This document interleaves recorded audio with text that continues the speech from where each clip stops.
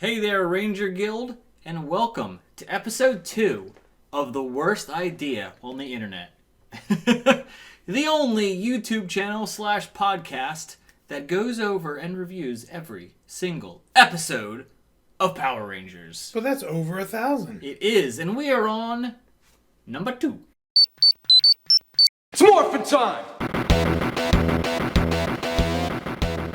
So, let's jump right into it with number 2 of Mighty Morphin Power Rangers Season 1, Episode 2, High Five. High five. Or, as the Netflix synopsis so eloquently and well thought out puts it, Trini must overcome her fear of heights to save Billy. I think it's very interesting Netflix gave it that synopsis because that's literally a minute and a half of the episode. And everything, like, nothing. It's fun. I remember that episode. Even when it came on, I said, oh, this is the episode where Trini gets over her fear of heights. But it's really not relevant to the episode. Okay, so this is the second episode of the series. You know, they're trying to find their footing still. It opens up with some more awesome juice bar footage. And I will say, if that Jim and Juice Bar existed in my town growing up, I would literally never leave. Yeah, it was cool. Arcade games, workout equipment, karate classes. I mean, it was a go for all. I mean, it had everything in it. And it had Ernie. This is true, and Ernie is the man. Yep. So within the first 60 seconds of the episode, we learn that Trini has some severe fear of heights. That's correct. Crazy fear of heights. Like, just so much so that she sees Jason humming her open. She basically has, like, a full-blown panic attack. And has to walk away. We also realize Billy has no peripheral vision. Peripheral vision, Yes, he can't see because Jason lands on his shoulders, and then they do this ironic spin around. And I will say, I know I said this last episode, and Billy's one of my favorite characters, but, man, Billy still sucks at this point. Yes, he does. Episode 2, he still sucks. I actually have that. Oh, he is painful. I have that written in my notes. Billy's word use, and then I have yuck. Yes, and Trini translates for him. Correct. As she did in the first episode. And, we got some more antics from Bulk and Skull, and I love Skull, man. I just adore that character. I actually, their chemistry right away is amazing. And you can see from episode 2, they just work so I'm well glad off that each they other. evolve a lot by the time they leave the show, many, many, many seasons down the line.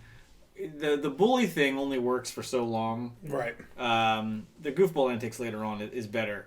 They went too hardcore on the bully in the beginning of the show. For the second episode in a row, they try to strike a woman. Yes, they do. Yes, they do. All right, but to the meat and potatoes. So, Rita, in what is potentially the most crazy, important piece of story that we've gotten in these 2 episodes so far, she just has this random statement that she spits out to the world. You'd think that they should maybe go into some more detail on it, but no, we're not going to go into detail. She's literally just going to say, I'm going to trap the Power Rangers in a time warp, just like I trapped Zordon.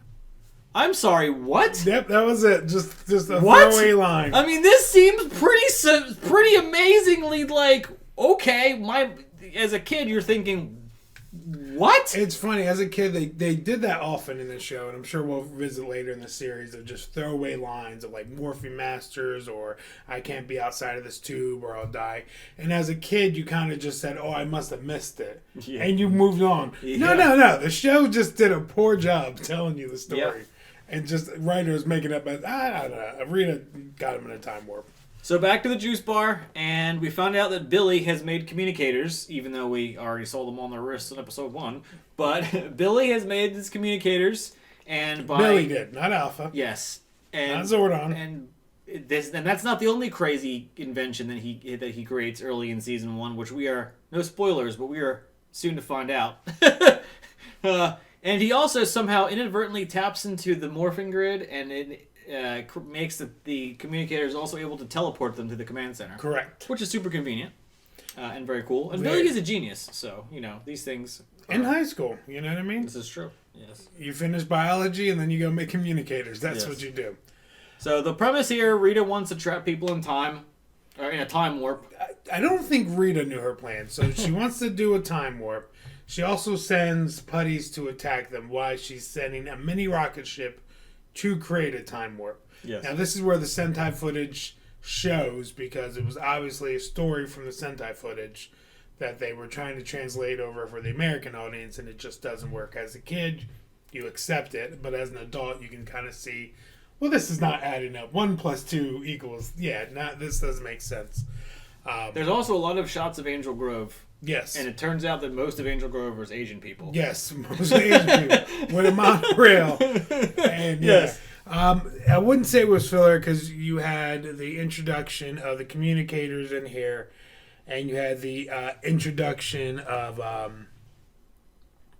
when they said Zordon doesn't want us fighting with our powers constantly, so we have to be unmorphed. And that kind of explains later on in the series why they don't morph when the putties show up. So I do appreciate the fact that the second episode wasn't just filler, because that's eventually what the first season turns into, is filler. Right. Insert villain. But with that being said, was it as good as the first episode? I think it was probably better, actually, personally. But we'll get to that in a second. We got a few more pieces of information to go over really quick here. So, this is the villain is Bones, Yes. who is a dope villain. With a hat, cowboy hat. Yes, and he falls apart. And it's really, really cool. So, they introduce Bones. The weird spaceship thing happens that creates the time warp, apparently. The Rangers get sucked into it. Or actually, before that happens, there's a putty fight.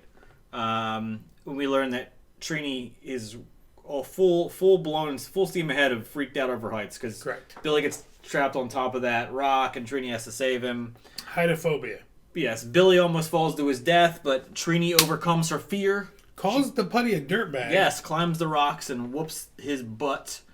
And then something horrific happens.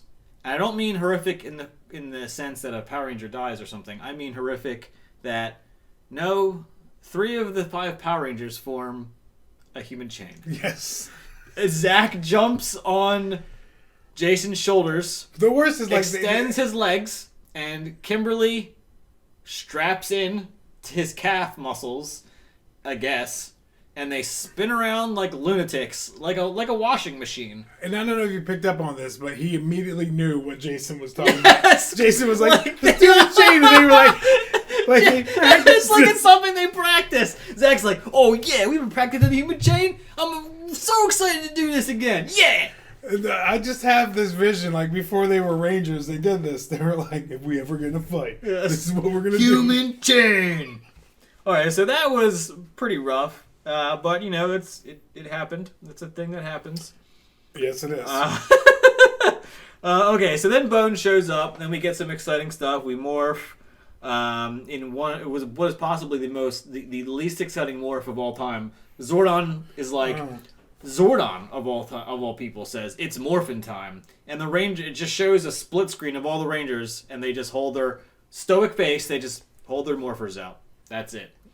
But then they get sucked into the time warp, which was cool, and a very, very cool fight scene happens where they're in the time warp. The Rangers are fighting Bones and David S. Pumpkin's skeletons. Right. Yes. I'm David Pumpkin. After they lost in the time warp, they clearly went into that. They joined David Pumpkin's squad and went in the 50 tower, or 99 towers of clearly Sentai footage, but it's Sentai footage that worked really, really, really well. Yes. The choreographed fights were really, really cool. The effects were cool. The villain was cool in general.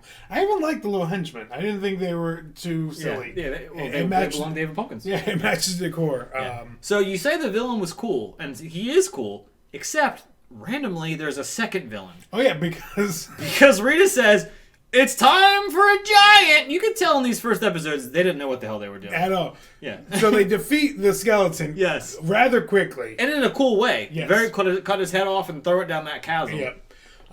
But because they had already messed up in the show and had introduced the Megazord the episode before, they had to have somewhat of a Megazord fight. Right.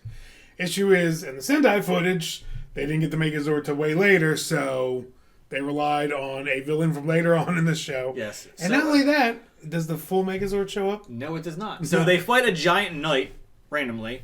And then Rita just had... Yeah, she just had it ready. She didn't grow. She goes, I'm going to send a giant. So the Rangers get out of the time warp, obviously, because they defeated Bones. Or whatever. Skeleton. Right, yeah, whatever. And then Jason calls the Tyrannosaurus, and then the rest of the Rangers just form a cheerleader squad, I guess. Yeah. At one point, Jason's even like, Zach, how am I doing? And Zach's like, keep up the good work. I'm having tea and crumpets. Good for you, man. But Jason defeats Random Knight, and they win. And, with only the T-Rex. And then back to the juice bar, and Zach scares Trini to climbing the rope with that little skeleton mask. And everyone has a good laugh, and then, it ends That's on a right. happy Scaring note. people out of their phobias is always a joke. Correct. So, there Yes. it is. So, let us now jump to the episode rating. I gave episode 1 3 stars, and I said it was weak sauce, but it was the beginning, and it had to work, because, if it didn't work, there was going to be no Power Rangers TV show. So I gave it a little bit of a boost. Should have been a 2-star, but for that reason I gave it a 3. So what do we give episode 2? Go ahead. I am going to give episode 2 three Zords out of 5, but this is a more deserving. This is a legit 3 Zord out of 5 episode. Where episode 1 should have been a 2, but I gave it a 3 because it was the OG. I promised in that episode it was the only time I was ever going to do that. Never gonna give it a better rating than I should, except for that time. This is a legit 3-star. Right down the middle, an average and yet acceptable episode. I'm going to go 3 Zords as well for 2 reasons. 1, not being filler, which is always exciting. Power Rangers doing something different. And 2, having Trini be the one to say Billy. And I've always appreciated role reversal. I like that. Female saving a male. I thought that was neat. So, good job. High five. All right. Well, that is it for episode 2 of the Ranger Guild podcast. If you have enjoyed it so far, be sure to leave a like and a comment if you're watching this on YouTube, or, share it to all your friends, etc., etc. And until the next episode, how should we end this? Why don't we do the normal? May the power protect you. May the power protect you. Until the next episode, may the power protect you.